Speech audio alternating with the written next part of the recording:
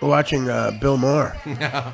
and he's about to get into a fight with a woman of color. Because I think I hear you on the loss. Neera Tanden, President Center for American Progress. Center of American Progress. Those are fun meetings. Yeah, I'm sure. This broad looks exactly like the chick who wrote the Rolling Stone article. She really does. Some of the girl who wrote the again. I don't mind bringing this up because it's hilarious. The chick wrote about me. First, she gave the stats, which are true. She goes, Artie Lang is one of the most successful comedians in the country. He makes $800,000 a year at the Howard Stern Show. He makes another $1.5 million on the road doing stand-up. He regularly sells out 5,000-seat theaters. He makes $100,000 a gig. I recently went to see him at Caroline's. People laugh like crazy. People love him. People laugh, blah, blah, blah. Okay. End the first paragraph. Next paragraph. Unfortunately. Okay, and here we go. Unfortunately, Mr. Lang is also a drug-abusing, degenerate gambling, womanizing loser. Which is why the title is America's Biggest Loser. That's the title of the article, America's Biggest Loser. He carouses. He carouses like I guess she meant the old days, like Jackie Gleason used to carouse or Frank Sinatra used to carouse. Thank you, miss. And then she says stuff like, "It's fun, I guess." You can hear the sarcasm dripping from her cunt mouth.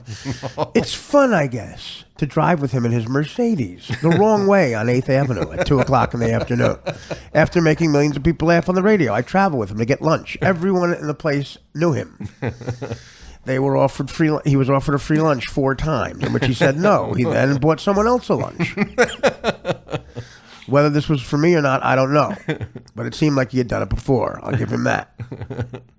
Then we get in his Mercedes. We are speeding the wrong way on 8th Avenue. We pull over. The car facing the wrong way on 8th Avenue. And he says, watch the car. I'm going to buy cigarettes. I've been in the exact situation. Then I say, what about the cops? After lighting a Marlboro Red and giggling out of the corner of his mouth, he said, I can get away with anything. Apparently that's not true recently. Apparently no one got the memo recently. I can get away with anything. Yeah, that's it. So let's describe a day with your husband. And I'm sure it's just as exciting. This is what happened, guys. Again, listen, what would you do? I somehow got in an industry where I'm allowed to be a big kid. Would you not do this? Would you not live like me? I guess a lot of people don't. But I'm having fun, guys. Get the fuck away from me. Get off my back. I guess I can't have fun and be on Crashing. It's an insurance issue. I want to say that Judd Apatow has been the greatest man ever. That guy, everything you hear about that guy is true. He's a good man, and he fought for me and might still be fighting for me. I don't know, but I'm upset that I caused him any stress. So I'm trying to explain to you guys why I may or may not be. Look, they start shooting Crashing in June, and I would think they would have to write Fade In Artie's apartment by now. And you can laugh at that. Is that it? You don't know what to laugh at? No. Okay. You remind me, Norm Macdonald showed Peter Principato the pilot for his new show.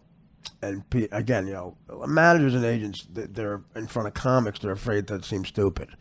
And a really, really time you see them squirm is when a comic shows them something they did and that they clearly don't understand.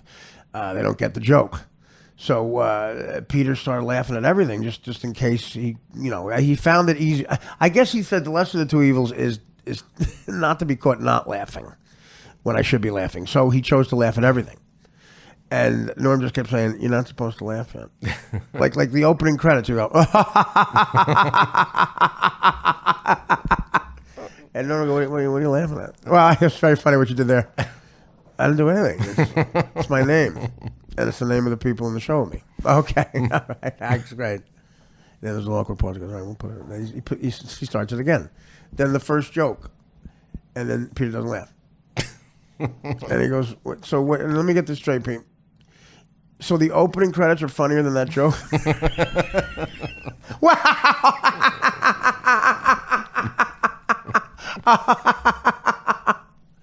Okay. In the commercial. He laughed at a commercial. He went to the bathroom. He came back. There was a commercial on. He laughed at it. And he goes, "It's a commercial. I didn't even produce this." No. And the show even has funny commercials, I guess. Did you ever say that? No. I mean, exaggerating part of it. But yeah, I guess a funny show. He starts to sweat. He just passes out. Passes out from lack of sense of humor. These are people making decisions in comedy. Doesn't get it. Nobody gets the joke. You go to have a meeting with the head of comedy development at Warner Brothers. It's like, I swear to God, I had a meeting with it was the WB Network. So it was Warner Brothers. I swear to you, I guess at the time I had the deal, I was 31 years old, 30. The head of comedy development at Warner Brothers was a girl in overalls. Like something in the Come On Eileen video. Yeah, come on, at this moment, I hear they were all in overalls. And cute young girls in overalls. That's what she looked like. She was sitting in an Indian position, which I take offense to, it's Native American. But she was sitting Indian style up on the couch in the network head's office. And she was talking about an episode of Growing Pains, you see. God. And how it was an underrated show. And that hit home to me because the woman in charge of the sitcom Norm that I was on, the ABC executive in charge who gave us comedy notes, her favorite show growing up was Growing Pains. And Norm would hold his stomach like he had an ulcer. When she would give notes, she'd quote an episode. And she'd go, Norm, do you remember the one where Kirk Cameron... And Norm would grab his stomach and go, no, I didn't see that one. And then there was a call from Peter Prince Apatow, and he was going,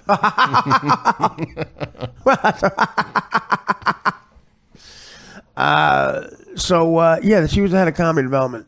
She was sitting Indian style. She was about 20, I'm going to say 25 years old. Nothing. There's nothing we've ever agreed on, I bet. Not one subject. When I see black, this broad sees white. I see green, it's red.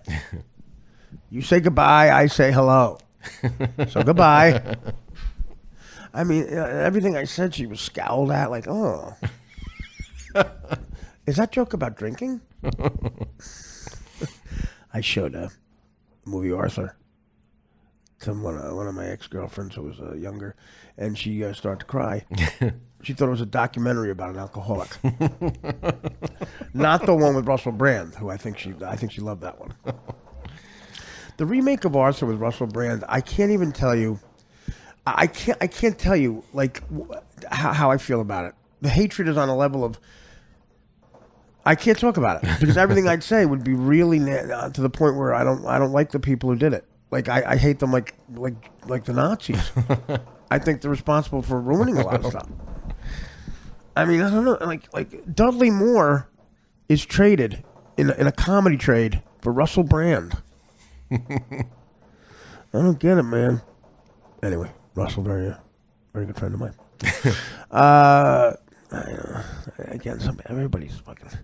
Again, they talk about the Trump situation. The one person who really is benefiting is Melania. She is just in the tub. She's back in the tower. She kept that kid up there. That kid who's twitching like crazy. I mean, she's preparing him for the day he meets his father. Like all the girls had to prepare for. Ivanka's got an office there. You think Melania gives a shit? Melania left a Slovakian village. Talk about hitting the jackpot. I go now, daddy. Okay, you go America. You're very, very good looking. No one in the family ever is good looking. You don't have mole with hair in it. Your mama have big mole with hair growing out in middle of forehead. She grows. I don't know where you get the genes from. You are very good looking. I have a one decent looking aunt. I don't know where she come from either, but she no have the balls to go to Nueva York. So you go. Daddy, if I lucky, I'll meet like successful dentist. I'll meet success. Oh, that'd be great. You meet dentist, we all come over. We take bus or we take boat. How you get there? Plane? Oh, you meet dentist, he buy plane ticket. He may own plane. Lot of money in dentistry. Again, our teeth, we have no teeth. You kept your teeth out somehow. How'd you keep teeth? We never get dentist appointment. You get your own dentist appointment. Wow. How you pay for dentist appointment? Oh, you hang out. Okay, fine. You don't want to tell Papa. That's fine. I know the dentist very upset you're leaving. He tell me that. He say, oh, your daughter leaving. I cry. I cry. She have many dentist appointments. Yeah. Melania, what should I tell dentist? Tell him, thank you for all the times he worked in my mouth. I tell him that. Yes, he good. He make your teeth perfect. It was hard for us to get dentist appointment. Your sister who have mole growing out of it could never get dentist appointment. The dentist say, I don't care. You just let teeth rot. But he helped you. So he had it in his heart somewhere to help one of my daughters.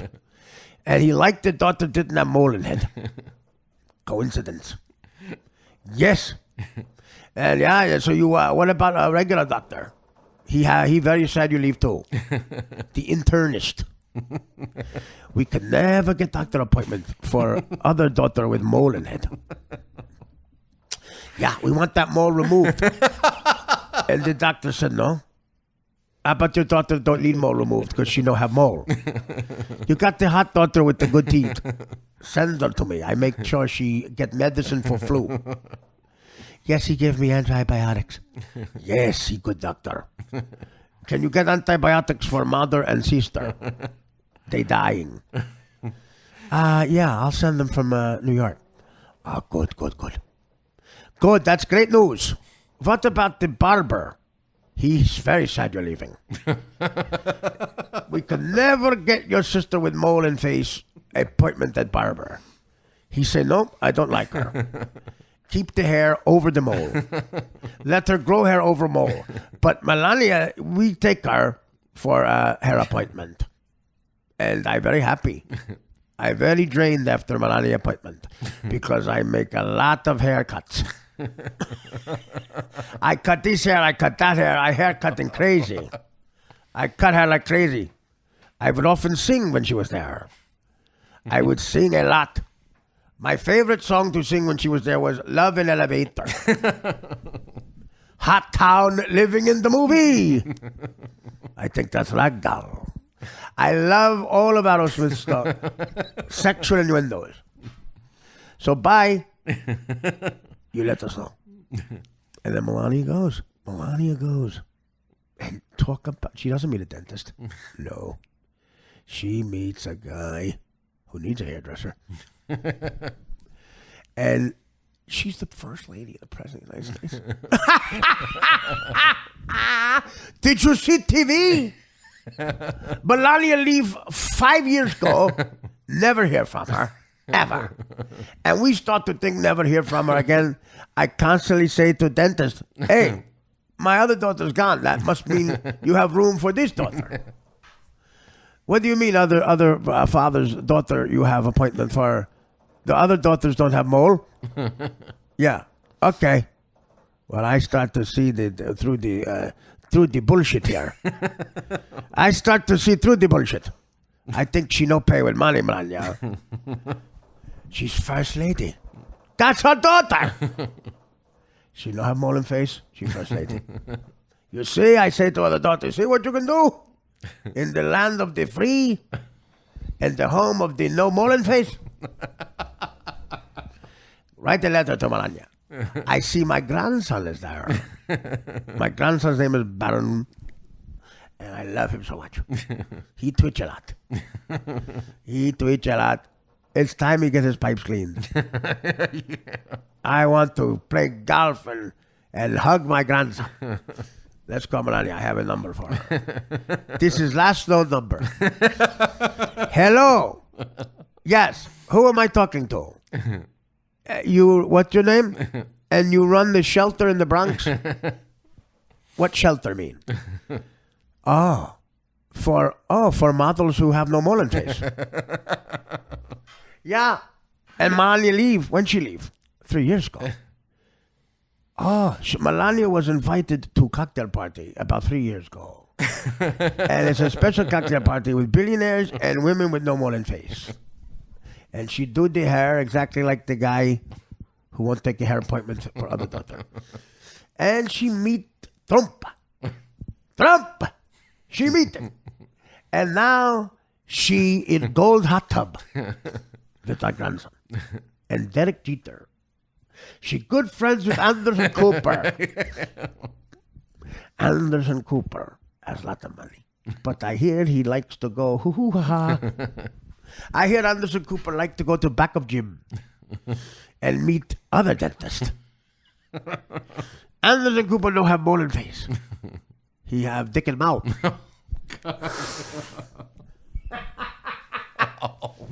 Maybe one day Anderson Cooper will be first lady.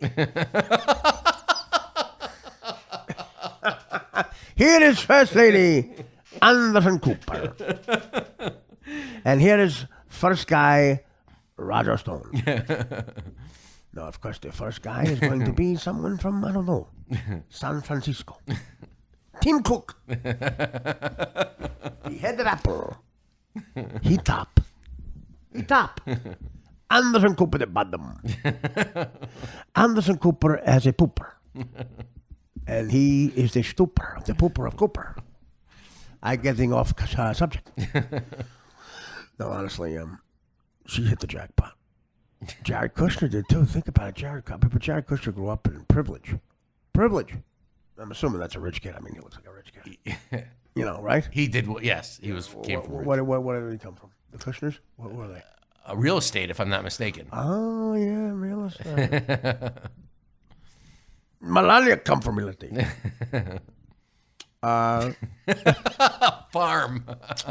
The realtor love Melania. That guy love her. Matter of fact, he take price of house down. He said, your price of house go down if daughter go down. I don't know what that mean, but I know he smile. He smile after deal. And then he high-five dentist. I don't know why the realtor and the dentist and the hairdresser all jump up. And like the Redskins cabbage patch, they jump up and they high-five. I don't know why. And they go Melania. And then Melania go. Well, she's getting humped by Trump. And I like it. So, I don't know. It's a great country. But, of course, my case is pending. A lot of you people very concerned. I appreciate it. My case is pending. That's all I can say. I will say this. They can't get insurance. They can't get insurance for me. Now think about how insulting that is. Do you know the retarded kid who played Corky? The kid from what was it called?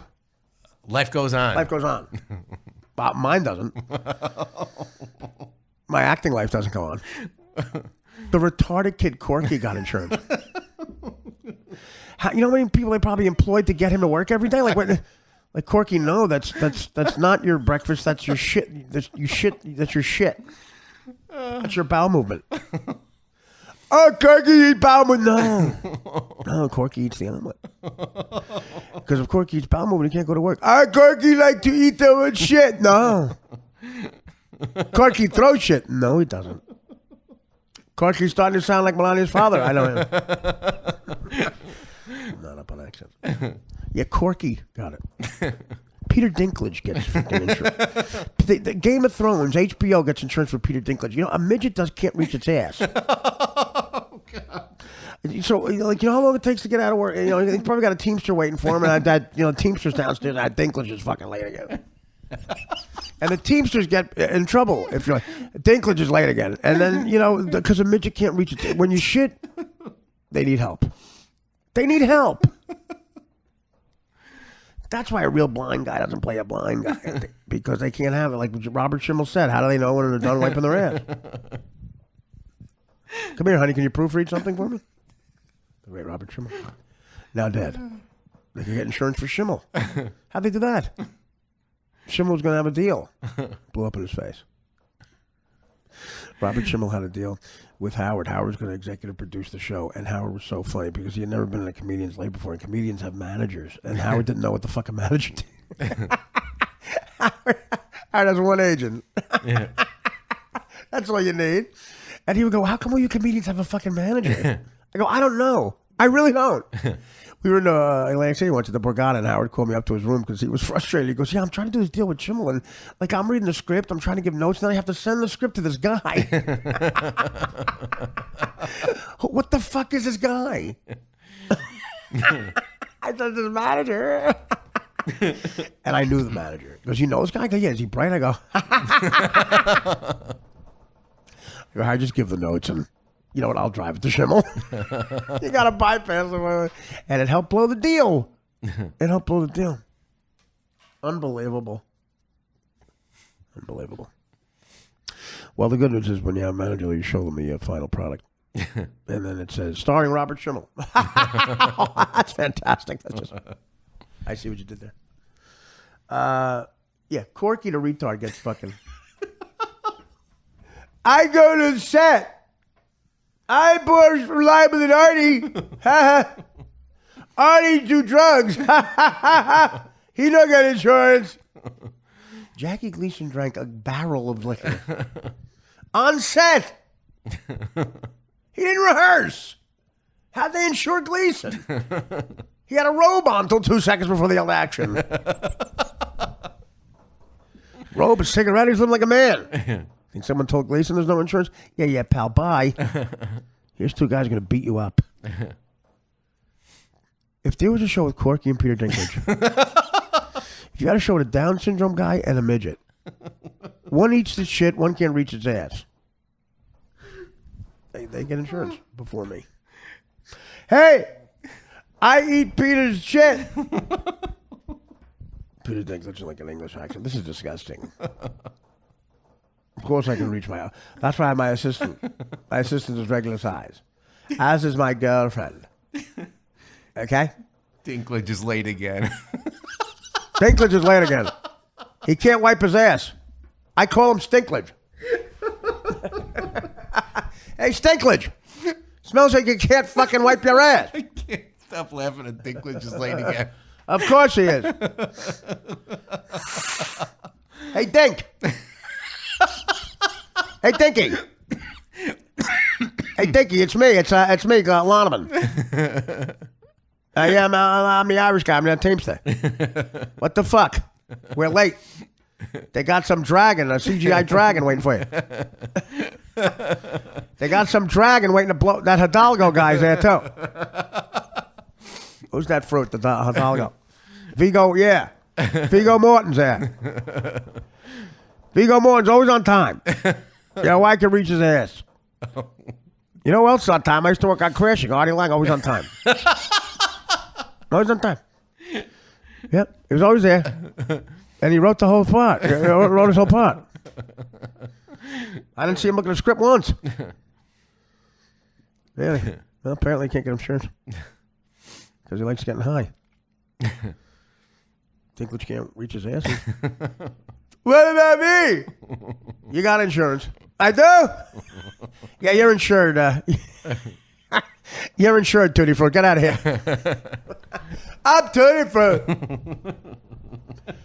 Yeah, nutso. Yeah, bozo, you're insured. Teamster called me bozo. He said bozo insured. Time to go to set. Where's Viggo Morton? You're not in this one. Dinklage is in Game of Thrones. Game of Thrones. No, you're in the other one, asshole. I'm an asshole. Yep. Dinklage can't wipe his ass again. Excuse me. It's Peter. It's Sir Dinklage. You were knighted? Yeah. Absolutely. Who wiped your ass that morning? Very funny. How about Billy Barty? Oh, God. Billy Farty. That guy had one eye. Yeah, that's right. They were fucking... damn, that sniffle is grotesque. Oh, my God, it's gross. Oh, every time you do that, I get the douche chills. Oh, you sniffed through the whole thing. But, Dan, I'm funny. I'm supposed to be on air. No one needs to hear you fake laugh and sniff. I'm so grossed out by it. I can't eat the grilled cheese now. All right, that's enough comedy for the night. We're interviewing. Yesterday I went to Greg Ferguson show, and nice guy. You know, the Russian guy who was after Letterman. Yeah, real nice guy. Apparently, he wanted to help me out with my problem. So he gave me his number. I think there's no way he wants me to call him. He looks like he got his hands filled. He got a kid there. And what was the thing that David Spade said? I'll call you. What did he say? What? David Spade, I'll call you. No. Well, it's a famous guy. One time I got to know Spade, did a movie, and I called him one night. I said, "What are you doing tonight?" And he goes, "What are you doing?" I go, "What do you mean?" He goes, "It's the celebrity thing." He goes, "The more famous guy calls you." I said, "Don't call me. I don't know." Like, in other words, just assume I have something better to do. So I was like, all right. And I picked right up on it. Corky didn't. I called David. Hey, we all love your guest starring thing. When you guest star, David. Can I call you? Yeah, no. The smarter one. He always calls you. You're smarter. Yeah. So he said, I'll call you if I have something to do. And I want you there. It's always, and it is the rule. The more famous guy calls. It's like Springsteen called me the night before we actually talked, and he left a message. And me and my mom looked at the thing like, oh my God, what do we do? He left, he didn't leave a number, but the number's on the call ID. And Mom said, well, let's call him back. I go, no. You don't know the famous person rule. And the next night on the button, he called back, same time. Oh. I picked up that time. But that Spade goes, I go, what are you doing? I go, what are you doing? The other thing Spade said, I said, when Just Shoot Me, he was on Just Shoot Me for 7 years. You get to know the people when you're on a show. You see the crew and everything. You get sentimental about it, again going away. I called Spade up. And I said, I don't have plans. It's not the famous thing. I just want to tell him. I said, listen, I'm sorry to hear about Just Shoot Me. You must have gotten to know those people well. And I go, yeah. He says, yeah, I'm very upset. I go, really? He goes, yeah. It feels like someone cut a money tree down in my backyard. That's exactly what. That's exactly. I had a money tree for 2 years with the Norm Show. That's exactly what it is. There were weeks on the Norm Show. I said, here's the extent of me. I said to Norm, you thinking what I'm thinking? He said, no, I'm not thinking of cheeseburger. Then I make a weird look and I walk off. I got $35,000. Oh God. 55 G's. Think there's something wrong with the economy? No one's balancing that budget, baby. All right. So this is the intro. I did Ferguson show, and it's a lot of fun. It is, because he's a good guy. He is tucked away in a nook and cranny at Sirius. I don't know why he's doing it. He's got to have $1 billion. I guess he likes comedy. And he's got to have something to do to kill the void of drinking. Yes. I mean, he's been sober a long time. I mean, what strength? What strength? That guy's like a superhero to me. Good man. And I'd watch his kid. He's got a good kid. It seems like he's got a good life. And he let me in it for an hour to talk to him. So this is a fun conversation. Listen, learn, love it. And we'll be back with a regular show later. I think we should end every show with Dinklage is late again.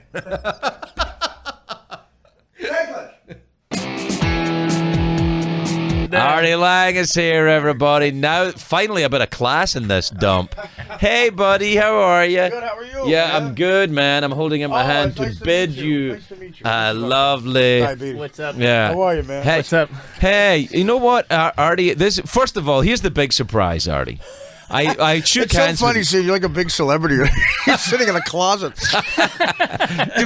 but here's the thing. You've got hands like a working man. Yeah. You have. I worked, the thing was I stopped, I got kind of my break in show business at 27, but I had worked like literally labor since I was 13, so I think it's a permanent I think thing. it's really good. Do That the and, ladies like it when you? That and full-blown AIDS. Yeah, well, It's an open door. you gotta that, but it's so lovely. Some ladies like it. Yeah. Like, like the girls on Flavor of Love. They like it, like those types of girls. I missed that show. Do you remember that show when the one of the girls pooped on the floor? That was when. Can you be more specific?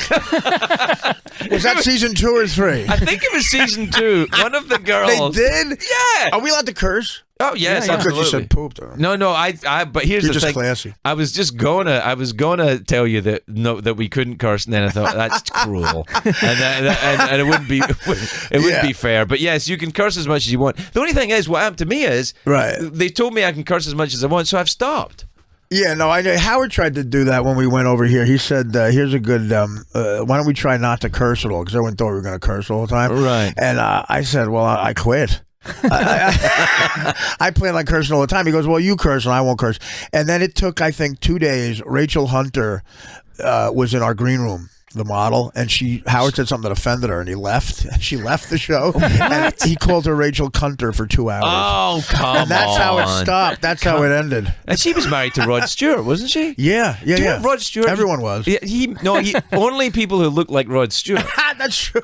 All the women married to Rod Stewart look like Rod Stewart. I'm gonna see, if I did that, I would only just marry women that looked like me, so I would be, I guess, Liza Minnelli. Oh, that would be That would nice. be it. What a Yeah, wife, Liza though. Minnelli. Yeah. Look like Liza. I only dated girls who look like Jon Stewart. Oh, that's all right. Because it was very funny. But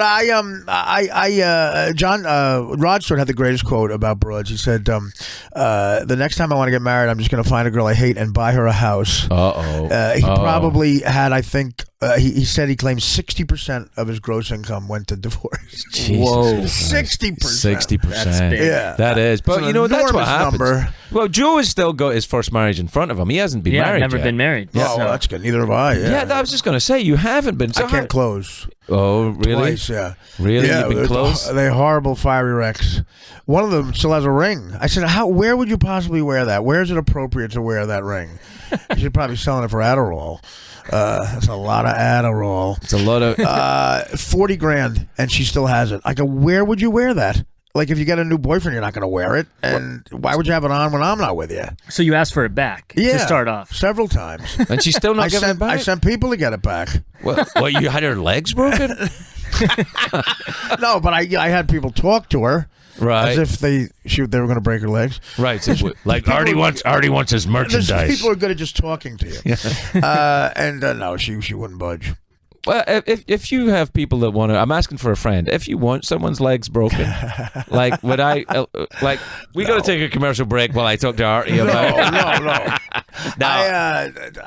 No. I don't. I guess I know people, but I wouldn't approach them. No. Well, I was a longshoreman for 2 years. There had to be people there, For sure. But I didn't ask them. But you don't seem to me like a rough gent. You're a gentle soul. That's why I wanted to leave. Right, because you were too sensitive and you had these girly hands. Well, sensitive. Yeah, these are considered like these hands where I worked are considered like Sarah Jessica Parker's hands. Like they're well, I imagine she's got quite rough they're hands. dainty. They're like I was an Annie when I was 12.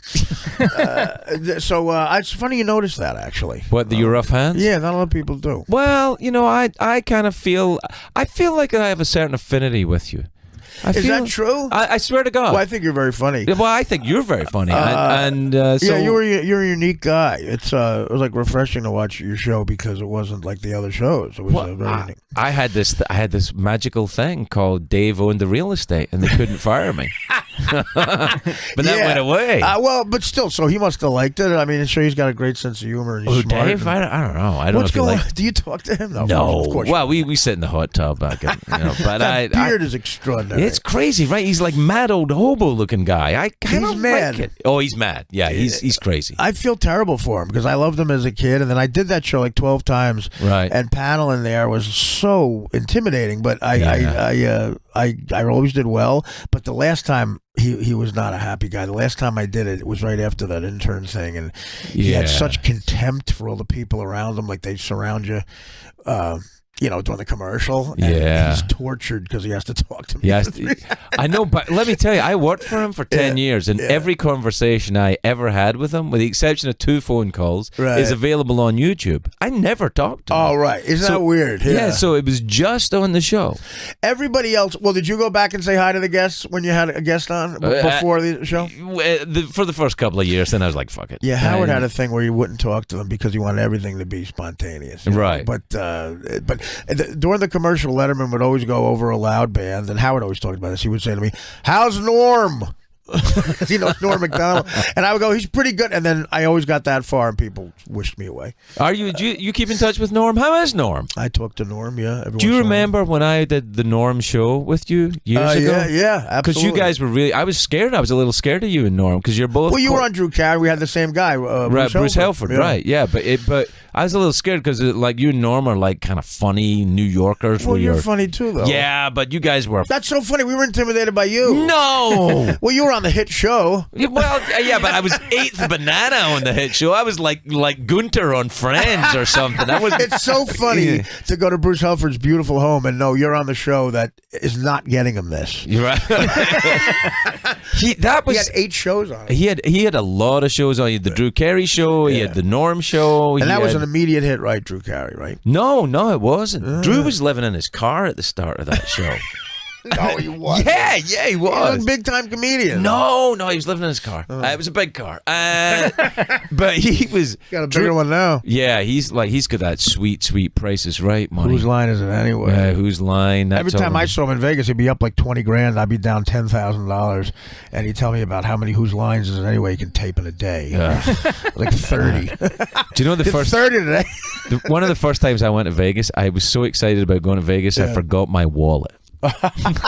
You're better off. Right. So I forgot my wallet, and so I said to Drew, this is really embarrassing. I forgot, but we were on Tim Allen's private jet. And I said to him, "Hey, unbelievable." I said, I've forgotten. I didn't bring any money. I'm such an idiot." He went, "Here, take $1,000." Tim said that? No. Drew said. He said, "Here's $1,000. You can give me it back later." I was like, "Oh, thanks, man." So I take the $1,000. I used about $40 on a meal. And you didn't gamble. I don't gamble. I'm Scottish. So it's like it doesn't fit with the Scottish psyche. So's Norm. Right. That trait went right by him. Right.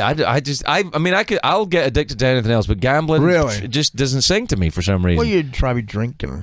Oh yeah, I did. Gambling is you consider throwing money away, right? Yeah, it's just dumb. I don't get anything from it. That's what I like. So, but I give Drew the $1,000 back the next day, and he'd forgotten about it. $1,000. He's like, "What is that for?" Paulie Shore was on the show once, and I asked him how many Playboy playmates he slept with, and the answer made me want to hit him with a machete. He said, "I don't know." That's not the worst thing ever. Or maybe I don't know because I haven't slept with any. No, it's it was the opposite. Paulie Shore. That makes you want to just kill him. Well, look, a lot of these girls probably don't feel good about it either. Well, who cares? Oh, come on. Come on, Artie. No, look, this is modern day talk shows. I said Paulie Shore, and he's just right up there. Yeah. That's amazing. Yeah, they have screens now that Paulie Shore... Stop putting Paulie Shore on screens near us. I say something, I don't want it up there. Like, toe fungus. Don't put toe fungus up. Don't do it. Because they will. You got to turn off the TVs. It's unreal. Yeah, they will put up anything. And it's radio anyway. Why the fuck do we have to see pictures of it? It's not like the truckers who are going by. Put it up in their cabs. Well, what I was curious about? What could they possibly be paying you here? Like, why are you here? You got to have like $1 billion. Yeah, I know, but I'm eccentric. So you come here with, look, I mean, this is unbelievable. Like, This is a big deal for Sirius. They couldn't be paying you. Well, you know what the you're thing, worth. You'd think it'd be a big deal for Yeah. them. But frankly, they've treated me a little disrespectfully. They're Artie kind of doesn't seem surprised. Well, by Howard this at has all. all the money. Yeah, well, I was on Howard's show the other day. How'd you like? That's the best ever. Mario Lopez on the toe fungus commercial is the best acting of all time. I've never seen that before. Okay, Yeah, let me try to explain it to you. Okay. Marlon Brando could not do this better. Here's his character. Right. He plays a guy like a Ryan Seacrest is in a tux. He's on a red carpet. Right. And he thinks a big movie star is going to get out of a limo. Right. George Clooney, that's what he thinks. Right. But a movie star does not get out of a limo. What gets out of a limo instead is toe fungus. Oh, Jesus. And now, not a toe playing with toe fungus, not a guy in a top hat. It's the actual fungi is what gets out of the limo. So he goes, this is the turn he makes acting, and I don't think anyone could do this better. He goes, coming out, who could it be? Who could it be? Whoa, toenail fungus. I mean, how is he not at the Cleos? And then at the end is that picture. So the picture we're looking at him now. And the toenail fungus with a top hat on. And it's the only time where if you asked a human being, who would you rather go have a beer with, he'd say the toe with the top hat on. The toe fungus wearing a top hat. The toe fungus wearing a top hat. Oh, my God. I've never seen that commercial. I have to see that commercial. Wow. And I guess you've never watched Ellen. No, I you know what? Weirdly enough, I know I look like a big Ellen fan. But I kind of haven't seen. I've been on Ellen, not sexually, obviously, but I have been on the show. You have, yeah. You've been on every show. Yeah, I think I've been on every show. Yes. I think I've been every show. That's it.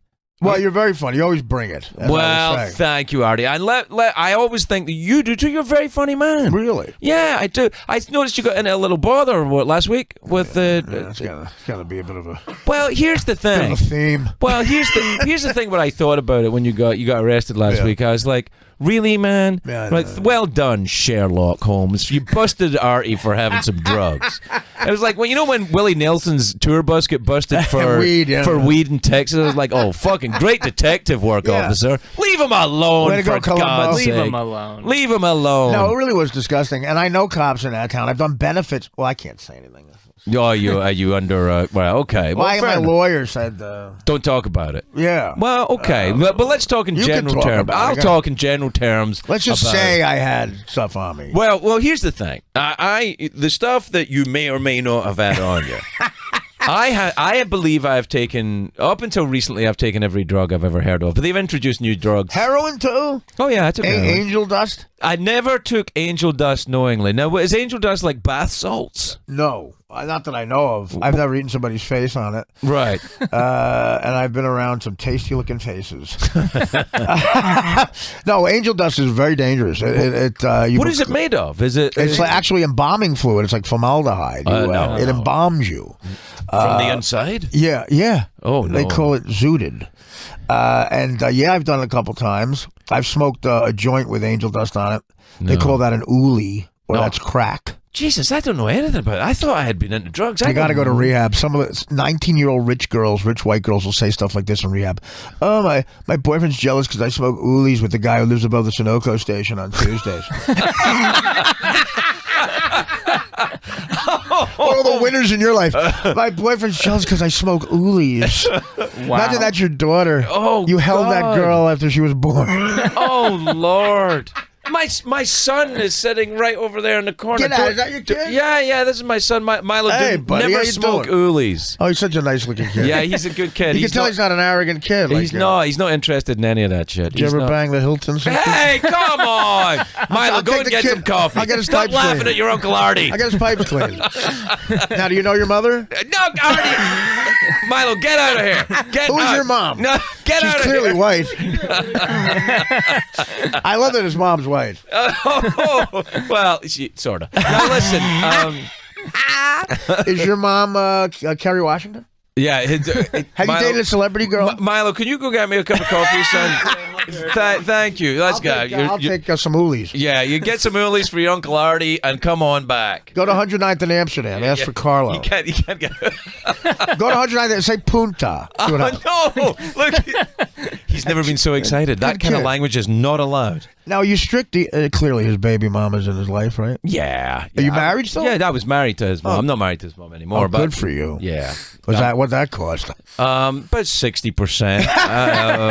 That cost to get her not to come here today. No. She seems nice. She's a lovely woman. She seems nice. How old is he? Have you he's nearly 16. Oh, wow, okay. But he's so much nicer than I was at 16. Yeah. Were you a troublemaker? You were a rabble rouser? I've been to rehab. I was a drunk. You in the pro? You friend of Bill's? Yeah, I'm friend of. I've been 25 years. So that's now. the condescending attitude. No, what you're hearing is Artie. Is this an intervention? Yeah, that's what it is. Here's your Uncle Sonny. No. You know what? It's not. It's not. It is a completely non-judgmental conversation. Right. No, I don't feel like it. No, I'm not. Absolutely not. I kind of, in a way. No, I don't miss it. Actually, I don't. People miss judge it me all the time. They're called judges. But they're only doing what society asks of Yeah, they're them. only black robes. Yeah. I got a court date April 3rd. I'm looking at time. No, you're not looking at actual time. I've done time. I did 4 months in LA County Jail. I showered in between a blood and a crib. I was never so happy to be fat and ugly in my life. But you were between a blood and a crib. You were a peacemaker. Yeah, that's a big deal. That's not what it's considered. No, you take an appendage on each side and you sing "We Are the World." We are the children. I did anything to keep them away from me. I would sing like, "Oh my God, I can't believe I am HIV positive." Did you? Were you scared? Were you scared? It's the first time I ever said, "God, I'm glad I don't look like Blair Underwood." Yeah. I usually want to look like him. Is that a dude? Blair Underwood, very handsome man. Yeah. You haven't assimilated to the country yet, have you? No, Blair really. Underwood. I've been here 20 years. Who's Blair Underwood? There you LA go, right Law. there. Oh, Yeah. yeah. Why did you choose that guy? Because he's a good-looking black guy. He is a good-looking black man. That's true. I'm secure in my sexuality to say that. No. I mean, clearly he's a beautiful man. They're putting up all sorts of pictures of him. If I was in the joint Yeah. with those One Direction kids, it'd be over. No. Well, 4 months? Yeah, 4 months. For what? Possession? Possession, but I just took a swing at the cop. There's your I mistake took right a there. big up for 5 days haymaker. No, that's A Los Angeles cop. Well, they don't like that. No. Was it pre or post OJ? Post. Oh, really? Post, yeah. Yeah, that's your problem. I tried to get Kardashian to hide my weapon. Yeah. Did you watch that on Netflix, that thing? I thought I knew everything about it, but that taught me a lot of things. I did not know the thing where he said he didn't ask how she died. I know. I'm like, oh, I come know. on. It's like his blood is all over the But the way they look, Darden looks like such an idiot. But you ever hear that joke? What was the waiter's name? Ron Goldman? Yeah, right. What did he say to her in heaven? Her in heaven. Did you ever hear that one? No. Here's your fucking glasses. Oh, jeez. Because he was mad. Yo, Right? no, I understand. I understand why he would be upset. I'm chilling in the control room. They're just happy you're here and that you sent my son out. If he comes back with Oolies, he's in trouble. If he comes back with Oolies, he's in trouble. He's grounded. Are you strict? I'm a little. No, actually, I'm not too. I don't have to be. No, he's a good kid. I can tell he's a good kid. He is. He's a good guy. Were you troubled when you were a kid? You were a troubled kid? A little bit. Yeah, I had a dad who was like a best friend. Yeah. That's a little tricky. That you got to be. You got to have someone who kind of like goes, no. Artie. We had a lot in common. We both fucked the chick I took to the prom. Oh boy. Oh boy. Well, no, he was like a type of guy who was he was a low level criminal. He was up for counterfeiting money when I was born, and I went to the lawyer that the low level mob guys got him in Newark. Said, take your son to the court, and just as they were about to give the verdict, my mother said, I smiled at the jury and I got him off. I got my father fucking off. Wow. That's kind of beautiful and kind of awful. At the same time. I know, but he was like that kind of dad, like a best friend. Like we've all been there, where you get your father off for a counterfeiting. Yeah, sure. I remember I get my dad out of trouble with the mob. Do you come from royalty, like sure, high level? No. I come from Glasgow, which is blue collar. Exactly. Yeah, it's kind of like Braveheart set in Detroit. It's like, I'd watch that. They may take our lives, but they're not taking our oolies. Now, what about, were you like Mel Gibson's father, where you think the Holocaust didn't happen? They just moved. They just moved to the Bronx. No. I was a Scottish Protestant. Everything was a sin. Right. Everything was bad. Everything was. So naughty. did you rebel against a religion? Like, are you an atheist? No, I don't think I am. Actually, You're back that's too already? religious. Yeah, he's bringing me my oolies. Now, don't get too close to your Uncle Artie. He's He'll going pull through you that. into his He's getting ways. that awkward stage. Yeah, little You're gonna bit. shave soon. Thanks, buddy. Oh, do I have to do? Do Yeah, I want to there was talk that about thing this? that you wanted to talk about with Did us. you ever? You ever do the live reads when you were on Howard? No, not on Howard. Howard. He would always, he was a master at them. Actually, the one he refused after he got married, he didn't want to do this thing for that Ashley Madison where it promoted cheating. Yeah. He didn't want to do that, so they said let Artie do it. And I think Ashley Madison was like, "Well, is that a little less?" if the iconic superstar doesn't do it, and the guy who looks like the Grimace, homeless, doesn't, can we get about $2,000 knocked off? All right, so we're here. Yeah. Artie Lang is here, and now Artie, you may or may not have been sort of wrongfully arrested or rightfully arrested fairly recently, Right, yeah. but maybe no or maybe yes. We'll find out. All right. Well, let me ask you this: Are you clean and sober right now? No. Not today. Well, today, yeah, but I mean, for the week, I count like within the week. If you're not within the week, you're lying. I would think so, yeah. I don't know, man. It depends. No, I mean, I wouldn't describe myself as clean and sober. No, do you? clean. Well, you look clean to me. You I mean, physically. I showered. Well, yeah, you physically look clean, and Yeah. you're Not right now. If Are you in distress mentally? Do you feel like you want some kind of drug or alcohol or something? all the time. Yeah. All the See time. that? I look forward to it. Yeah, you really? Yeah, I gotta have something to look forward to in life. You know, like within hours. I guess you would call me just weird or something. I don't know. No, not at I all. like you look forward to eating. You look forward to sex. You look forward to getting Right. high or something. I want to know the day is gonna get better. Right. You know. Right. It could be comedy too. You know, but that goes away. And I don't know. No, I'd be lying to you if I said I'm clean and sober right now. Well, here's what I think. Because I remember when I first got sober, that I didn't, when they said to me, try and get to the end of the day without drugs or alcohol, I was Right. like, well, what, they would say, can you get to bed tonight without? I go, yeah, I can get to bed. And then I lie there for an hour sweating and get up and go and cop. So I could do that. I keep heroin in the pillow. well, so you gotta. Here's the thing. Probably best not to keep heroin in the house. If you're It serious, should be hard to get. it should be a little harder to get. If you're reasonably serious about getting No, clean, it should be hard to yeah, get. it should be a little more difficult. You shouldn't be able to just put your hand out and get it like your iPhone. Yeah, I don't know where my iPhone is. Yeah. Well, there's your problem. You're addicted to the wrong thing. Everybody else is addicted to their fucking It's the phone. first generation that's not as smart as their phone. It really is as well. Smartphone, smart water. Yeah, that's true. Quite frankly, I don't like it. I carry these around because I snorted glass. You want to hear a story? I feel like Louis Anderson.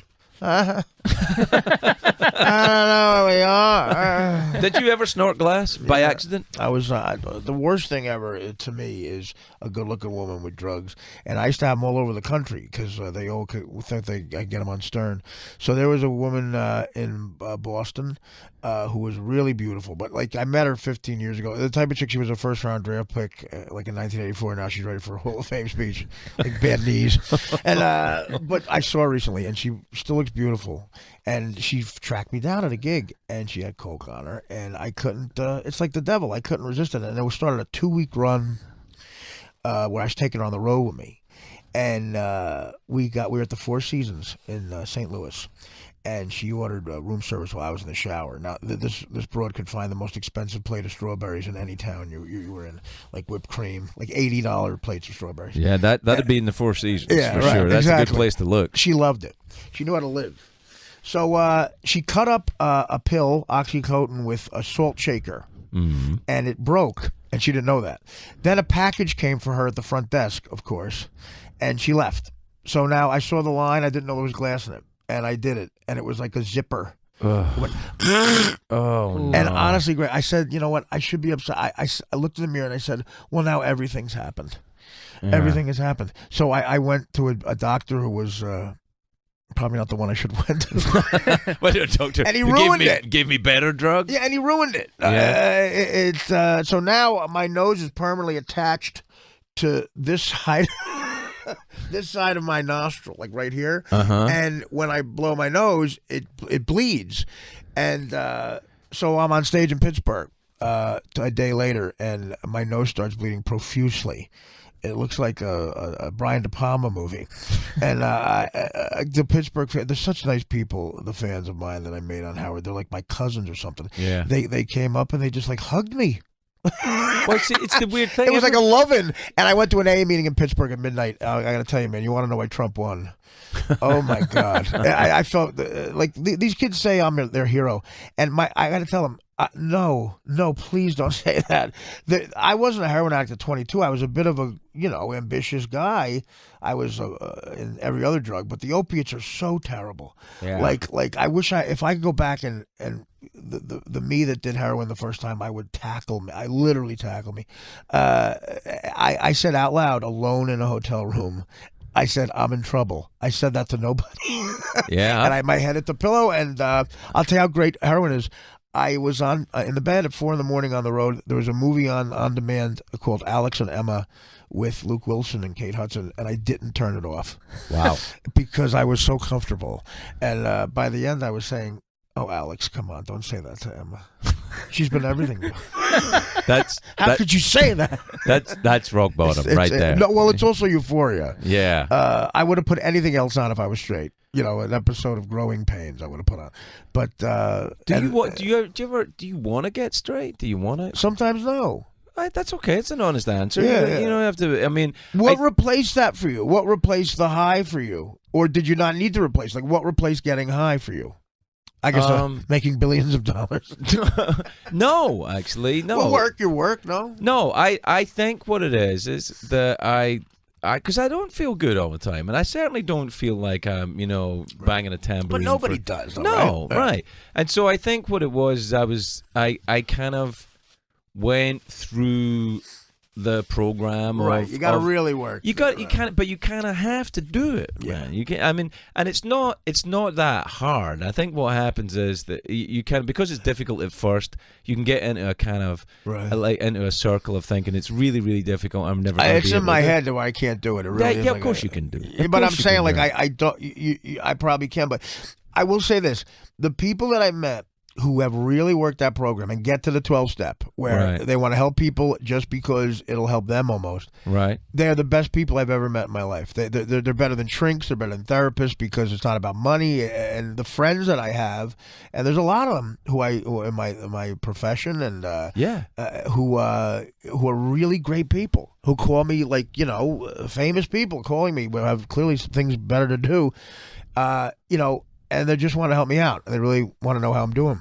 And it's a genuine thing. I mean, the 12-step. If you get to that, I've met unreal people. I think that even before that, though, I mean, if you clearly are an intelligent, funny, interesting, complicated, dark human being, right? That's just the kind of thing they're looking for. What do you mean, like the sober community, right? You know what I mean? It's like nobody's looking for you to be like. I think sometimes it gets confused. I mean, you see like the kind of idea of a TV movie, like people somehow get morally. I know. Great. That's scary too. Yeah, no, that's bullshit. I don't believe in any of that. And it's born in religion. It's born in Catholicism. The whole program, and they had to turn God to higher power, all that stuff, because I think because a lot of intelligent people are atheists and they weren't. You know what? Not so. Let me tell you. Well, some are and some aren't. No, but let me. Because I got sober in Glasgow with shipyard workers who are nearly all atheists, who are communists. Right, but that's a tough group to get sober. No, because here, you know the history of it? It was Carl Jung.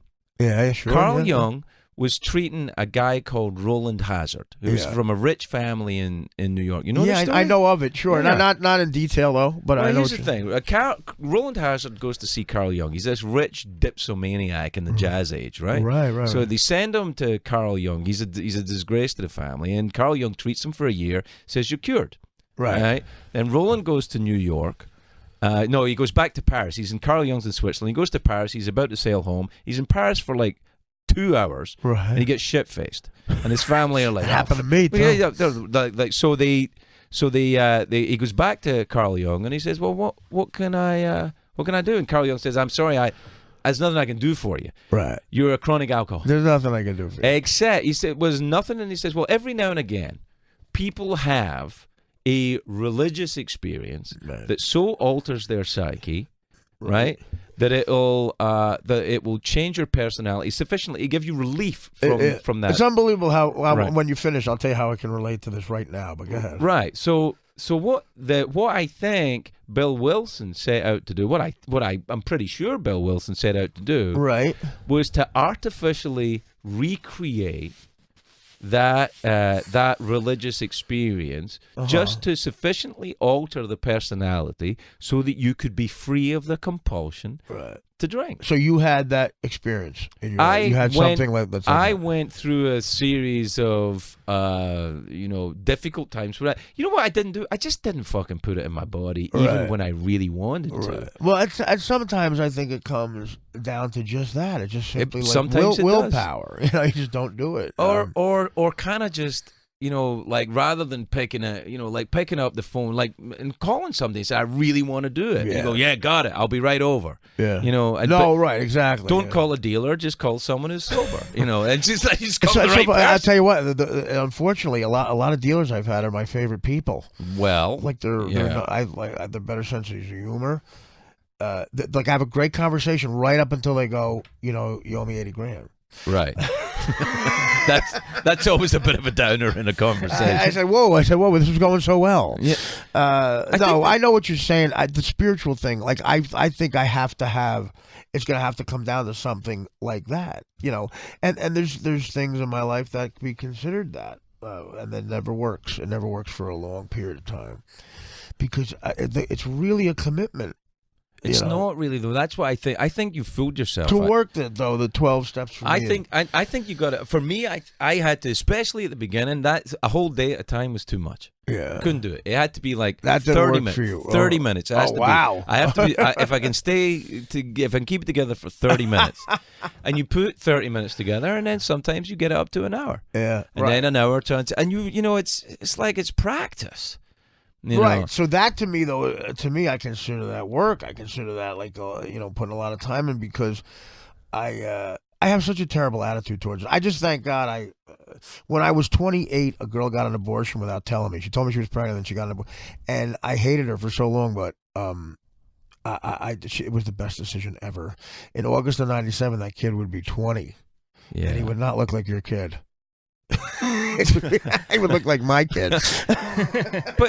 But here's the thing. I think you think in such big chunks. Yeah. And I think look, I'm not here to fucking lecture you, man. I don't feel like you're lecturing me at all. I swear to God. I actually appreciate it. No, I think what it is like maybe just think smaller.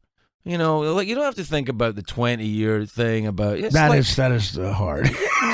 20 years. You just think, like okay, I'll get to the end of this show. Right. I'll get to. Well, now you're talking a big. I'll get to the next commercial. So the break. reality is, before the end of the show, I'm not going to go in the bathroom. I think you should probably try it. I would consider it a personal favor. I left Viking in there in 2009. In this building, it's still here. These people are not picking it up. I used to order a white pizza. That was what happened. Did you like working here? Did you like working in this area? Yes, I did. I loved my job. How are you and Howard? Are you okay? I mean, terrible. Oh, We're really? like mortal enemies. It's crazy. I mean, that seems such a shame. I don't know. He doesn't like me, and he started it. He started not liking me, and I don't know. Again, it's like I don't know. He just did some asshole things, and I was like, well, now I don't like you. Right. Now we don't like each other. Oh man, I love the guy in the sense that he did such a great thing for me, and I'm puzzled why. Look, there's the obvious reason. I fell asleep on his show. Well, Kathy Griffin was talking. Well, That's well, the greatest I mean, thing ever. there are certain things where you have to understand that maybe you've hurt someone's feelings. No, but I think it helped. Kathy Griffin was telling about how she always wanted to tell her mother she got nominated for an Emmy, and her father had just died. And when she was telling Howard the story about it, she told her mom that, and she was crying, and an audible snore. Howard, and I told my mother, man. I know Dad just passed away, but guess what happened? I got nominated for. Oh man, that is. And she went, does he have to be in here? And I said, I don't know, do I? Oh God. And I kicked her makeup artist out, Oh dear. which, by the way, if you've seen her without it, the most important person in her life. Oh. She looks like David Faustino with it. Oh, who's that again? The kid from Married with Children. Oh yeah. Oh If you Google it, you're going to yeah. laugh. No, We'll they're laugh going to your- Google it. laugh It'll your come ass up off. on the thing. Oh, wait, where's David Faustino? Yeah, yeah. You're David going to laugh so hard. Faustino. Yeah, that's the. It was Married with Children. Can right? we get a split screen with Yeah, him and Kathy? Yeah, And Mario Lopez? and toe fungus. And toe fungus. I feel like I'm body judging. No, so there were times where he used it for comedy. But no, I don't know what I did. There had to be something else. Maybe you disappointed them a bit. Well, yeah, sure. But I left a lot of blood on that floor, man. Yeah, I know. I did what I had to do. I didn't have to walk out on 6th Avenue at 11 o'clock in the morning and have a UPS guy go, did she really have a dick? I didn't have to do that. No, you didn't have to do For that. $900,000 a year? No, you didn't have to do that. No, I love the guy to death. I would take a bullet for him. Maybe. But, I just don't know. He started it. Right. I feel like we're in 8th grade now. He started acting like a bit of a shithead. And he wouldn't pick up the phone and call me back, so... Well, on Twitter. Yeah, I don't know, man. I feel like I've wandered into like bullets are flying, and now It's I'm a going to get long in trouble. marriage that Well, now not you- yet. Don't insult him here. No, I would never insult him Well, anyway. because Actually, I did the show this weekend. He was really nice to me and really. Oh, good for you. Yeah, no, come on, man, come on. I can see why you don't drink. Yeah, well, if you'd have seen me in the I'm day, kidding, of course. it was. I mean, it was a real thing. I wasn't like I had a couple of glasses of sherry at Downton Abbey. I mean, it was a real thing. I feel like I have to justify my sobriety. The show changed. Yeah. I think I would not fit in the current show the way he does it, and I admit that freely. I would not fit into a Gwyneth Paltrow interview about her green drink. No one would let me near her. Joe, I'm going to let you talk now. I'm going to leave because What are you up for a Gwyneth Paltrow film? Yeah, no. That's what no. started to happen. What What happened was we would always bash celebrities on the show, and then he would meet one of them in the Hamptons with his new big life, and I'd say something about like Orlando Bloom, who we made fun of forever, and he'd go, "Hey, what's your problem with Orlando Bloom?" I'm like, I don't know. Don't we have a problem with Orlando Bloom? He is a very beautiful man. Very Yeah, pretty. I said, have we Yeah. always had a problem with good-looking guys? No. And he would give me shit on the air. I'm like, okay, well, I didn't get the memo. Send it to me, and I'll talk about whatever you want. I just want the $900,000 a year. There he is. Look at him. Well, I can't make fun of that guy. No, he's beautiful. Come on, he's sensitive. I'd fuck him. Oh, Artie. Is he in One Direction? He can't in a way. Yeah, he could be. He's going in one That'd be direction. this is what you see in here in this series. Like two guys. What are they talking about? Oh, in series, guys walking by. They're making Apex. They have lockers there. What are those lockers for? They Yeah, keep, exactly. They keep Oolies. healthy pursuit stuff. Look in at how there. much that one kid looks like Mick Jagger in One Direction. Look at him. He does look like. Doesn't he? He's got to yeah. be his kid. They don't know they're beautiful. That's why I like them. Yeah, They they're don't know it. insecure, but I don't know what for. That would be Oh, One man. Direction. Chris. Yeah. You know the lyrics. What music do you like, Artie? Come on, talk to me about that. Talk to me about anything Oh, I like except classic Howard. rock. I mean, Really? yeah. I mean, I like Bruce Springsteen. It was. Now, didn't Bruce Springsteen try and help you get call sober me, too? Yeah. Call me. Everybody wants you to get sober He except called you. me at home. Yeah. And we talked for an hour and a half, and he said, "Yeah, man." It was unbelievable because I was a teenager when Born in the USA came out, and I saw him a million times, and I was a big fan. He knew that. And I could tell he knew it was important to me that he called, which was nice. And it went so long, the phone call, I started asking him questions about songs, like the Broad in Backstreets. Every asshole question. But he was so nice. So, okay, cut to a year later in Paris. I go to see him in Paris. And I see him at the after party at the Four Seasons on the Champs-Élysées Hums. Mm-hmm. And he comes up to me and goes, "How you doing?" I go, "Dude, I think I did what you never do." I said, "I think I beat it. I think I'm okay. I've been straight and clean." And he goes, "That's amazing." And he hugged me. He goes, "Be prosperous." And I said, "Thanks." Great. 20 hours later, I was in jail in Paris. I was in a Paris jail for public drunkenness.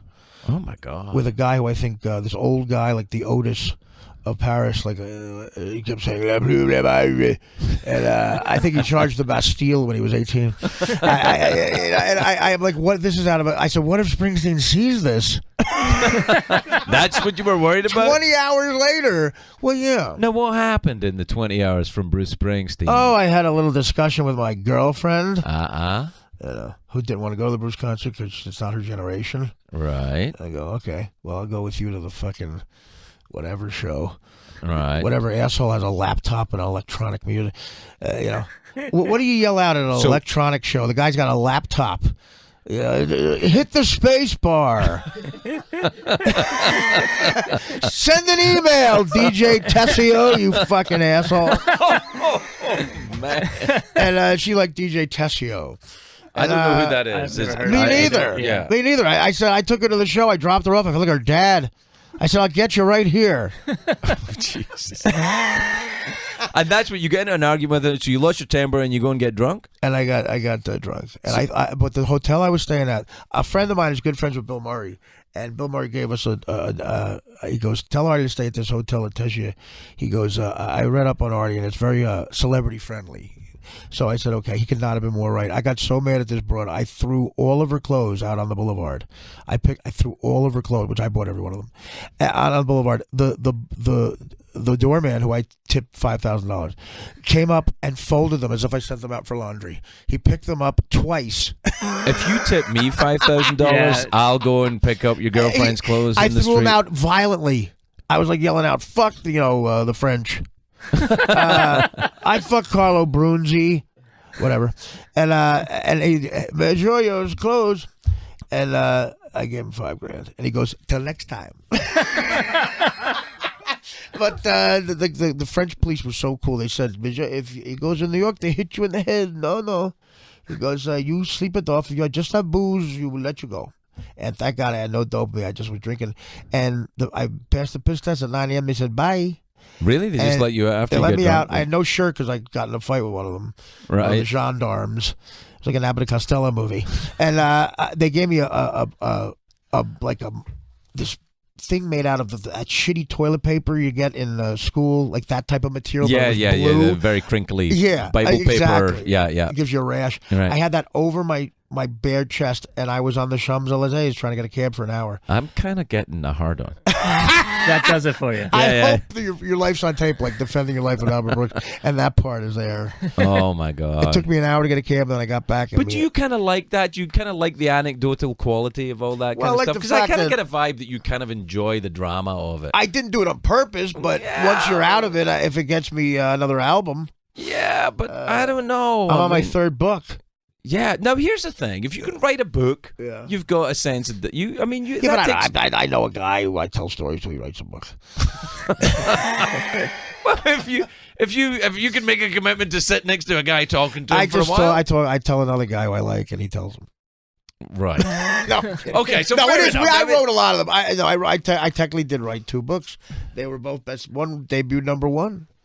I remember Too Fat to Fish. Thank you very much. Yeah, no, it's a good book. And the second one did, and because I had stabbed myself 9 times. Yeah, no. And I said to that's Simon and quite Schuster, a- "How about this gift?" But also, you stab yourself 9 times. Yeah. You don't have a lack of commitment. No, you can take an idea and run with it. Well, Clearly, if I had abs, I'd be dead. yeah. I couldn't get through the blubber. That is. I remember the night. I think I was. You do? I do. I remember. Everybody remembers God, when your they life were is boring. when Artie stabbed himself 9 times. It's like the new Kennedy assassination. Yeah, kind of a little bit. Where were you when Artie stabbed Where himself were you? 9 Where was your times? kid when that happened? Oh, he was tucked up in bed safely after a good story. Dad, I'm sensing Uncle Artie's in trouble. No. Your Uncle Artie is fine. I got to tell you, you and Rosie O'Donnell talked about it out of the blue on your show. Did we? Yeah, you don't remember that? Yeah, I do actually. She said something. Actually, you seem like you don't really care. No, But I she- do care. But she said, "Hey, Artie Lang is."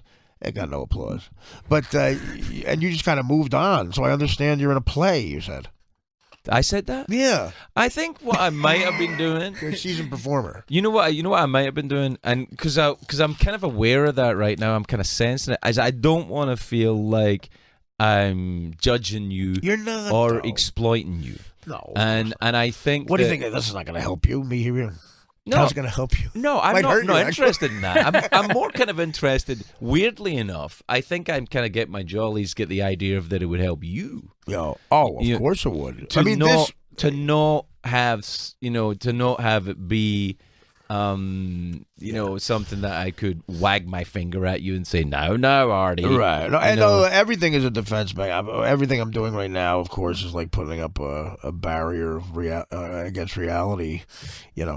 I mean, you're a guy I admire. I quite frankly, I don't have to do radio shows at this time. No, you don't. I came because of you. You Well, know, and I said, well, that's cool. and I appreciate it, and I really, it's kind of like I feel kind of conflicted about it because in one part it's very funny and and I am a big fan of you and your comedy, and the other part of me thinks are? you don't need to be. I don't think I need to be, but it happened, when I try to, Yeah, it did. the Richard It did. Pryor style. I think that first Richard Pryor film, when he's in like the red sort of 70s disco shirt, that's the best set of stand-up ever, because it's a guy who was really funny to begin with, grew up in a whorehouse, and he was 40 when he did that, so he'd lived life, and he had all these amazing stories. And Is that Sunset Strip one? Yeah, Is that? it's just called Richard Pryor Live. Right. The next one is after he burned himself. That's right. Yeah, when he ran down the street on fire. Yeah, the next you one got to is- think if I survive this is going to be great. He lit himself on fire, and he did a movie about it. Oh my god. So that type of thing of turning tragedy into comedy. He had an amazing punchline. I laughed like I sometimes I still watch it because sometimes I can't believe the punchline was coming, and it looked like the microphone was part of his fucking arm, like he was born to do that. And he goes, he had bought his wife a car. And he said, so I started, the cocaine I was doing said, shoot that car, Richard. So I started shooting the car, and I'm like, this is my car, but I'm shooting the car anyway. Then the vodka I was drinking said, shoot the tires out. I started shooting the tires out. I'm like, yeah, I'm shooting the tires out. And then the cops started coming, and I said, fuck, I better stop, because the cops don't shoot cars. They shoot niggas. When he said niggas, I said, that's the funniest thing I ever heard in my life. I had a barrel over laughing. I had to go outside. There wasn't enough room in the house to laugh. You just don't see it coming. And he made niggas rhyme with cars. It's a wordsmith. Do you? Apparently you guys don't think the same. No. Did you ever meet him? Yes, I did. Yeah. He did. The last time he was ever on television was the Norm Show, the sitcom. And technically, if there's any justice, it should be the last time I was on television. Any of us, really. We had guest stars like yourself. Right. And Norm asked. I don't think I was quite the same caliber as Richard. Well, that you guest were, star because he week. couldn't. He was like, he was gone already. I remember I met him. Yeah, and so I guess maybe I didn't meet him. I met him in that state, and it's the last thing he ever did. I saved the call sheet with him on it, but it was so sad. And he, but he made so I technically met him like that, but not the other way. That's it. That was him. It was Yeah. him. I mean, you got to give him the dignity of being there in the room. He was there. This woman that was with him, though, said he couldn't get through the lines, obviously, because he's in a mental state of nothing. And she said, Richard, I heard her say this, Richard, if you get through this scene, we'll get you a martini and a woman. Which was really made me feel That's good. exactly how they got me through the Norm Show as well. Martini They and were a saying woman? it to everybody. Yeah, why can't I get that deal? Yeah. See, this is how I know you're getting better, Artie, because you went out during the commercial break to go to the bathroom, and you went to the bathroom. I did. And you came back. Well, I stopped by Shade 45 to see if they knew who had my wallet. What's Shade 45? It's the black station. Ah. Well, no, it's I the see. rap station. I think Eminem. No, Eminem, a white guy owns it.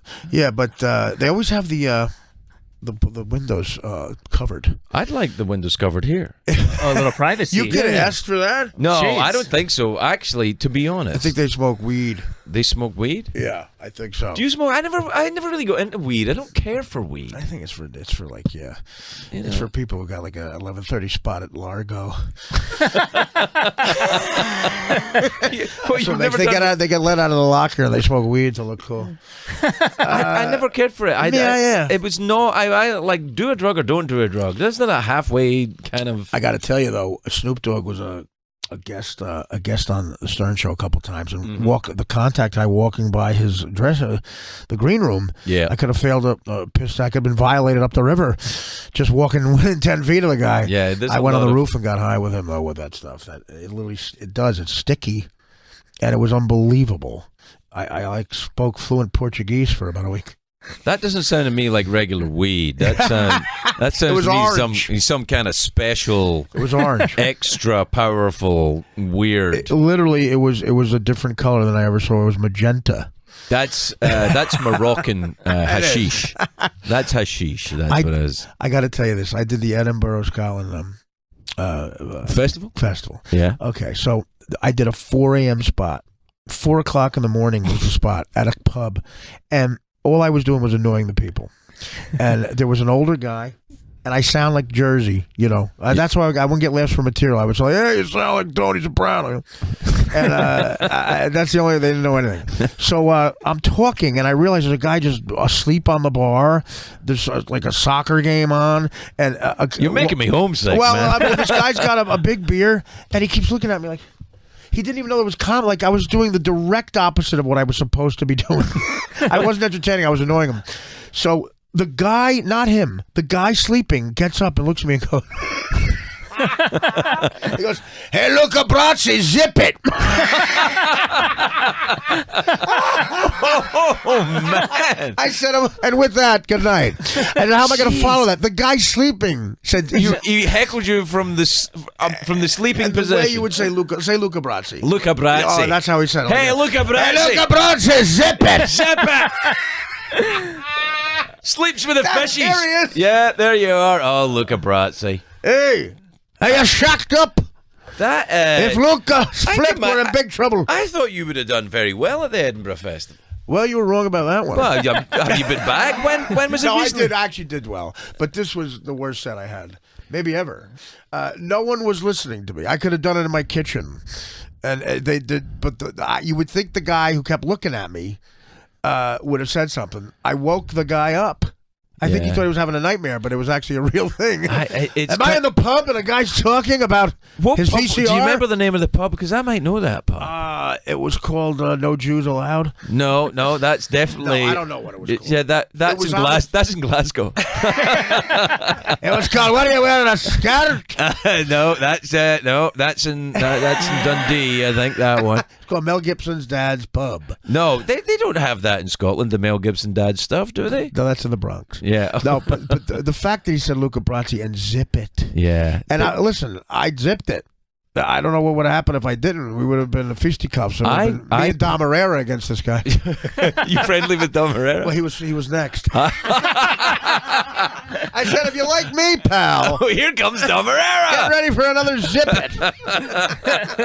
I love the fact that Dom was going next. Yeah, he was like, so he's on at 4:30. I got to follow that. There was 2 people there. I got beaten up in a pub when I was starting out doing stand-up. Oh, I got man. beaten up in a pub in Dunfermline, which is a little north of Edinburgh. Oh, really? Oh, They beat me up and They stole beat my you up? guitar because it was so early in my stand-up that I still had the guitar. Oh, that's crazy. Did you ever have a guitar when you? No, I could. You were pure right from the beginning. Well, I don't know how to play the guitar. And neither do I, but it was a kind of a prop. It was kind of like, hey, I'm comedy. It was a comedy guitar. It was like, Imagine if Bruce Springsteen's mother bought him that first guitar and he became me instead. Like, what a horrible investment. No, I never did the I respect. I know a lot of people didn't like. You ever see Dana Carvey do stand up? Man, I saw him when I should have been in college. Yeah. And he made the walls move. He did a guitar and those impressions. The walls moved. He would kill so hard. You know, and I did. And following a guitar act is just terrible. You can't do it. I can't recall seeing a good one. Well, I mean, you know, again, there's a lot of uptight assholes who might call Dana Carvey, not the most. I haven't deep. seen his act. It's so unreal. Yeah? If you're not laughing at it, there's something wrong with He it. was on the late night show and he was good. He was funny. he's one of those amazing sketch guys like Aykroyd who it doesn't always translate into movies, but people like Sandler take care of him and give him opportunities. But he's made so much money in corporate world just doing like those SNL guys who could do the presidents. They make all that corporate money. Do you do corporate gigs? I've done quite a few. I have done them. Yeah. How did you enjoy that? It's about half and half. Yeah. I got asked to leave a cruise once. It was a cruise to What they got Bermuda. a special. We're bringing in a helicopter, Artie. Get the I fuck swear off to the God, boat. I'm telling you right Really? now. I didn't know what was going to happen. The same guy was there from Scotland. No. Hey, what look are you at doing, Blanche. stalking me? Throw him off the boat. Zip it. Don't even think about not zipping it. I went on a cruise, and I swear to you, my agent, I thought I could be dirty. Right. And it was older people. So, oh my God, these women were covering themselves up like they were so offended. Oh God. And I did one act, and like I'm on a cruise with these people, and the booker, the guy came over to me and said, "Listen, you can't do another show." I said, "Okay." He goes, "But you get off in Bermuda. Just don't. We're going to ask you to get off in Bermuda." Oh my God! They didn't even want you to not do a show. They wanted you off the They boat said, in case. I'm Couldn't not you just allowed like on the ship. hide in a lifeboat or something? Stow away until they get back. I'm the reason 8 kids don't get on the lifeboat. I'm passed out. So you got off in Bermuda? They The kicked guy, you- and I said, "Well, listen. Well, what about?" I called my agent William Morris, and they said he did a great movie. He said, "Well, listen, if you don't pay Artie and give him a hotel room, we're not going to let Frank Caliendo come by next week and do his Artie impression." I know. My agent got me a hotel room paid for 2 days. I stayed in Bermuda, and I got laid in Bermuda. It actually turned out great. And I got paid the whole thing. I got paid eight grand. Well, here's your problem. You keep falling up. Shit goes wrong. I should be zipping up. Yeah, what happens is you get kicked off the boat, and instead of being riddled with shame, This chick was hot. well, that's what happens. We've found the kernel. We've reached the dark matter. That's your problem. You keep fucking having a good time. I know. There was actually nothing wrong with what happened. Yeah, you got off a horrible gig. And I had a rap. I was like a young Hemingway or something. I said, "They don't understand me." That's the Oh problem. yeah, you would have been. That's very attractive to And, this young Bermudan right. woman who. Me and Dom Herrera both got blowjobs. What? No, I'm kidding. Yeah, I was just. No, I actually got laid in Bermuda. By Dom Herrera? Because that's a story. What, I gotta blow you now, Artie? No, it was Abel Ferreira.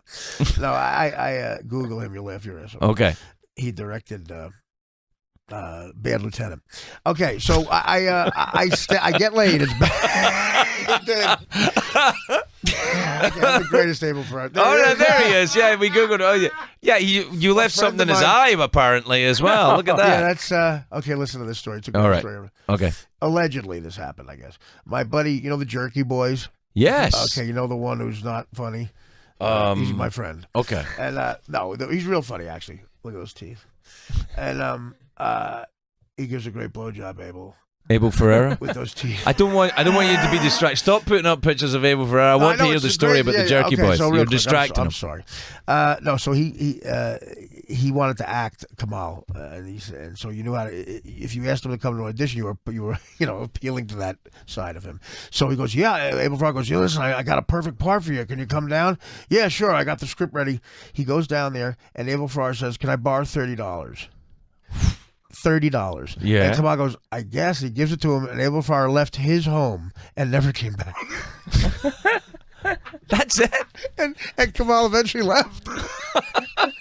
He said, I guess he needed $30, and he knew Kamal would come down. "Wow, Wow. Can I I'm have gonna try I that." can have $30. That number, $30. Yeah, why He 30? goes, "I guess so." Here, and I said, "Would you have given him 40?"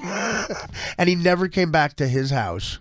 And Abel Ferreira disappeared and never did anything Yeah. ever again. I don't think. I said, People have Kamal, said, yeah, no, I've heard he's been sighted in Bermuda. I said, "Kamal, I'm not the brightest bulb, but I don't think he wanted you for any movie." No, I think he wanted the $30. He wanted $30. Yeah. All right. And Albert Brooks did a similar thing to an actor. this guy was going to be in his movie, and Albert Brooks came into his dressing room and said, "Listen, I understand that you're very good at being off the cuff, like you're good at improv, right? You could just anything could come to mind. You're very good at just thinking off the top of your head. Is that right?" It's the best Albert Brooks I've ever heard. That is really you're in good. the Groundlings, like you're a Second City guy, like you're just off that. You're just an amazing improv actor. Is that true? Unbelievable. And the guy goes, "Yeah," and he goes, "On this one, I'd like you to stick to the text. Do me a favor, don't change a goddamn word." Oh my god! Wow. Wait, how could you do an impression of Albert Brooks? I do No it- one does Albert No, Brooks. that's amazing. Sometimes I do it in therapy, and people think it's Albert Brooks. You still in therapy? No, I mean AA. Oh, right. Okay. Hello, my name is Albert Brooks. I think that might be where you're going wrong with AA. Well, going no, and I'm pretending to be someone else. You're right there. You're missing the essential Something else- therapeutic value of what might be on offer for Also, you there. the reason I think people don't like me is because one time I was at AA and I went, "Hey, that's Carl Bernstein." Hey. in LA, that's perfectly acceptable behavior in Okay. an AA meeting. I got contacted through another source by Robert Downey Jr. because I mentioned him in my book, and through somebody who knew him, I was told about a meeting in Beverly Hills. Maybe you know about it. And I went to it. It was like the only AA meeting that had a red, like a velvet robe. They had a list. I've heard about You know, it. I've never okay. gone to it, but I've heard It's a about it. church in Beverly Hills. I go in there. Okay, the people were so famous it was distracting. It's like the Illuminati. Right. Yeah. Yeah, pretty much. The Yeah. Illuminati. Rock stars. Mm-hmm. People getting their Ringo Starr giving people chips. You know. I wouldn't know, but I believe you. Yeah, for me that was. Now look, I don't know if you had this happen, but a lot of people have like immediately broken the anonymous thing with me. Like out on the street, they're telling people, calling people, and you don't mind that. Has that happened? You know. For me? Yeah, you don't mind that. Well, here's the thing I think about. Aren't you I mean, scared of that? No. What am I going to do? Apply for a job in a bank? You know, I mean, it's like No, I mean I don't know. no. I got no problem. I have no problem with people knowing my past, and Right. clearly neither But do you. Are you open about it? Like Yeah, but there is a look. If what I do know is that in AA they ask people to be personally anonymous at the level of radio, TV, films, and that kind of thing. Right. So, if I were a member of AA, I would respect that. Right. Yeah. But It's in the title. it's right and anonymous. Yeah. But then again, I don't think that anyone who takes that kind of thing seriously would want their anonymity to get in the way of helping another human being in distress. Right. I get that from you. There's a couple guys, I won't say their names, but I think they're public, but I won't say their names.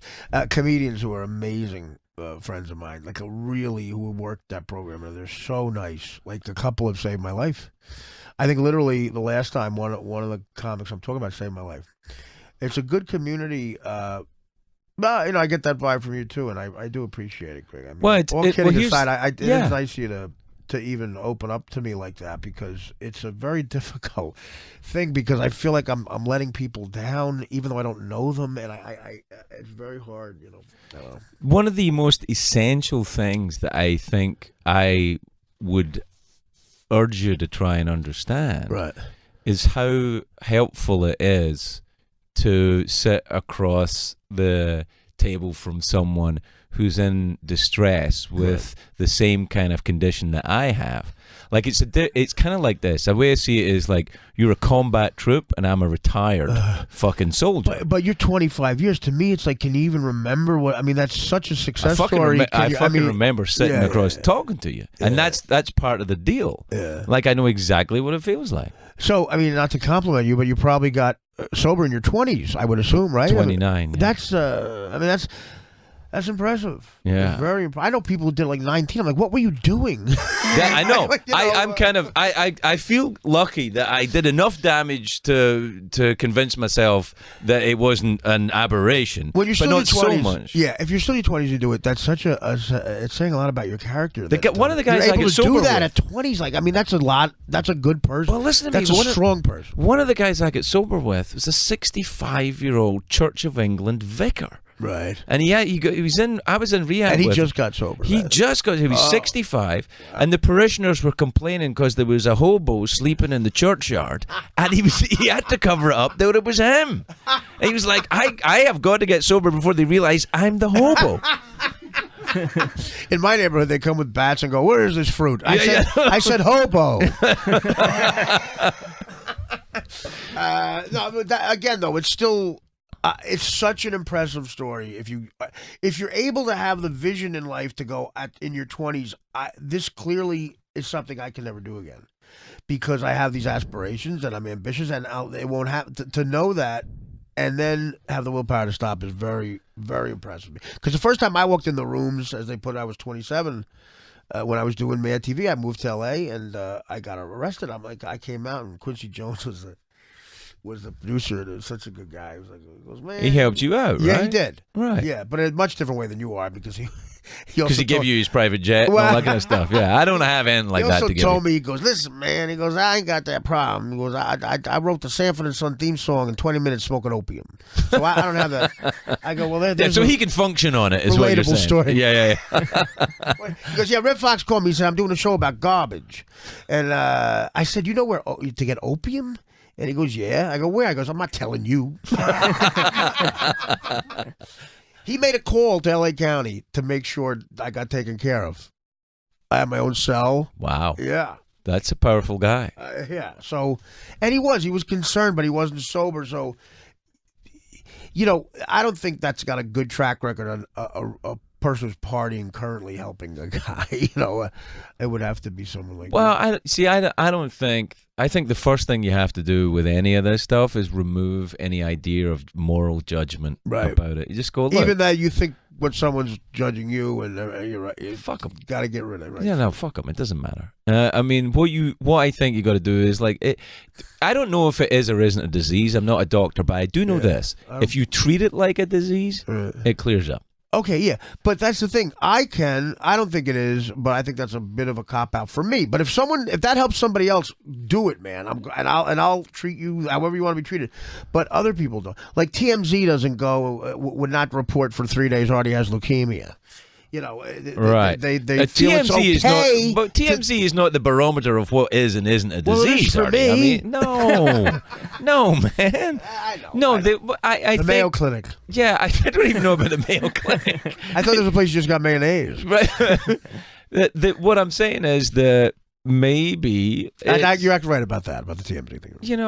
It's like that they're only doing their job. They're reporting on behavior. Right. They're not reporting on causes and conditions. It's actually very flattering. But I don't know. I will say this: people like yourself and these other comics I'm talking about, who, you've had something I have not come close to having. I don't know what it is that made you do that. I am envious of it. I think you're very close to it. I think you're just refusing it. That's you all. think that? I wish that was true. A little bit. I think it's okay. It's okay to be fucking confused and upset and a little, a little baffled and nervous about it. I think that's all very appropriate reaction. Yeah. I don't think you don't have to click and suddenly be clean shaven and telling people how great your life is. Yeah, it's fine. I don't. Yeah, again, I don't get that vibe from you either. That is the worst with the people who are telling me about their speedboat. Well, actually, what I wanted to talk to you about was my speedboat. Oh fuck! It was going so well. We're actually out of time. Oh, we've gone over. Well, thank you. We've gone over. Listen, Artie, it's a joy and a pleasure to speak to you. Honestly, I'm a big fan of yours. I always